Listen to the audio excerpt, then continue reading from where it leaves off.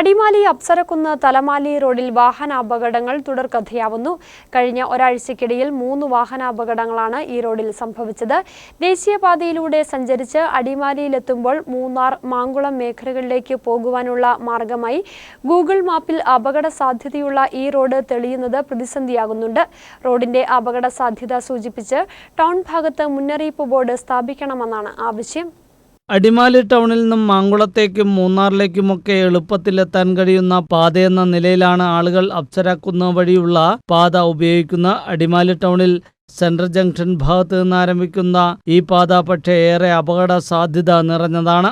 കുത്തനെയുള്ള കയറ്റവും വീതി കുറഞ്ഞ കൊടും വളവുകളുമാണ് ഈ റോഡിൽ അപകട സാധ്യത ഉയർത്തുന്നത്. ഈ വഴി ആദ്യമായി എത്തുന്നവർക്ക് റോഡിന്റെ അപകട സാധ്യത തിരിച്ചറിഞ്ഞ് വാഹനമോടിക്കുക പ്രയാസമുള്ള കാര്യമാണ്. ഇത് പലപ്പോഴും അപകടങ്ങൾക്ക് ഇടവരുത്തുന്നുണ്ട്. ദേശീയപാതയിലൂടെ സഞ്ചരിച്ച് അടിമാലിയിലെത്തുമ്പോൾ മൂന്നാർ, മാങ്കുളം മേഖലകളിലേക്ക് പോകുവാനുള്ള മാർഗമായി ഗൂഗിൾ മാപ്പിൽ അപകട സാധ്യതയുള്ള ഈ റോഡ് തെളിയുന്നത് പ്രതിസന്ധിയും സൃഷ്ടിക്കുന്നു. കയറ്റം കയറി മുകളിലേക്ക് പോകുമ്പോൾ മാത്രമേ അപകട സാധ്യത ആളുകൾ തിരിച്ചറിയുകയുള്ളൂ. ഇതോടെ ചില യാത്രക്കാർ തിരികെ ഇറങ്ങാറുമുണ്ട്. കല്ലാർ, മാങ്കുളം തുടങ്ങിയ ഭാഗങ്ങളിൽ നിന്നും വഴി പരിചയമില്ലാത്ത വിനോദസഞ്ചാര വാഹനങ്ങളും കൊടും ഇറക്കമിറങ്ങി എത്താറുണ്ട്. ഈ സാഹചര്യത്തിലാണ് റോഡിന്റെ അപകട സാധ്യത സൂചിപ്പിച്ച് അടിമാലി ടൗൺ ഭാഗത്തും തലമാലി ഭാഗത്തും മുന്നറിയിപ്പ് ബോർഡുകൾ സ്ഥാപിക്കണമെന്ന ആവശ്യം ഉയർന്നിട്ടുള്ളത്.